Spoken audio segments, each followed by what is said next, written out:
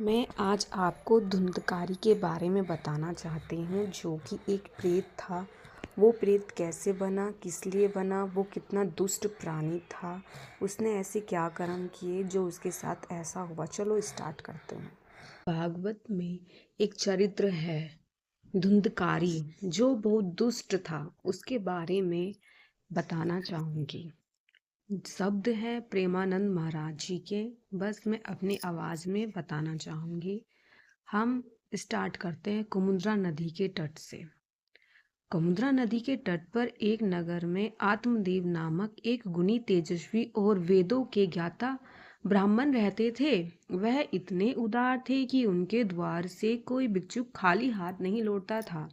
उनकी पत्नी का नाम धुंधली था, लेकिन वह बहुत दुष्ट स्वभाव की थी और झगड़ालू थी। वो सुंदर तो थी, पर सुंदरता के साथ साथ बहुत ज्यादा कंजूस भी थी, अत्यंत कुरूप भी थी। घर में संपत्ति और वैभव की कोई कमी ना होने के कारण फिर भी उनके यहाँ संतान का बड़ा वो था। उनके यहाँ कोई संतान नहीं थी। यहाँ तक कि जो महात्मा जी ने गाय रख रखी थी, उसको भी बछड़ा नहीं था। यहाँ तक कि उनके जो पेड़ थे, उसमें भी फल नहीं आते थे। इसका कारण यह है कि घर में अशांति हो तो वह नरक समान है। चैन से नमक रोटी खाए, प्यार से जीवे तो गृहस्थी धन्य है।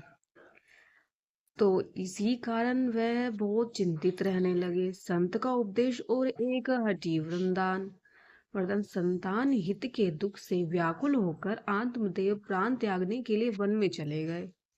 वहां उनकी भेंट एक तेजस्वी सन्यासी से हुई। सन्यासी ने अपनी दिव्य दृष्टि से देखकर कहा, आत्मदेव, तुम पुत्र का मोह तो छोड़ ही दो।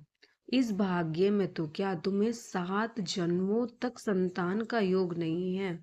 परंतु आत्मदेव ने हट नहीं छोड़ी और पुत्र के लिए अपने प्राण त्यागने की धमकी देने लगे, जिससे संत ने सोचा। उनकी हट देखकर सन्यासी ने योग बल से एक फल प्रकट किया और कहा, इसे अपनी पत्नी को खिला देना। वह 1 वर्ष तक सत्य, सोच, दया और दान का पालन करे तो एक महात्मा पुत्र प्राप्त हो सकता है।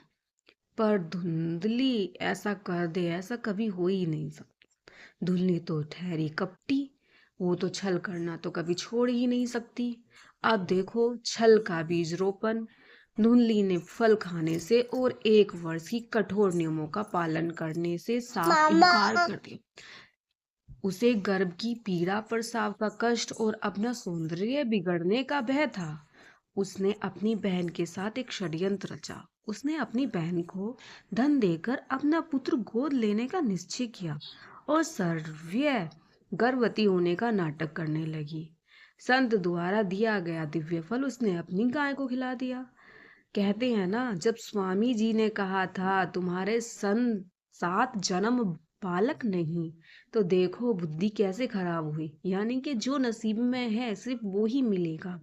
अगर नहीं है तो तुम उसे पाने की कितनी ही इच्छा कर लो, वो तुम्हें प्राप्त तो बिल्कुल भी नहीं हो सकता।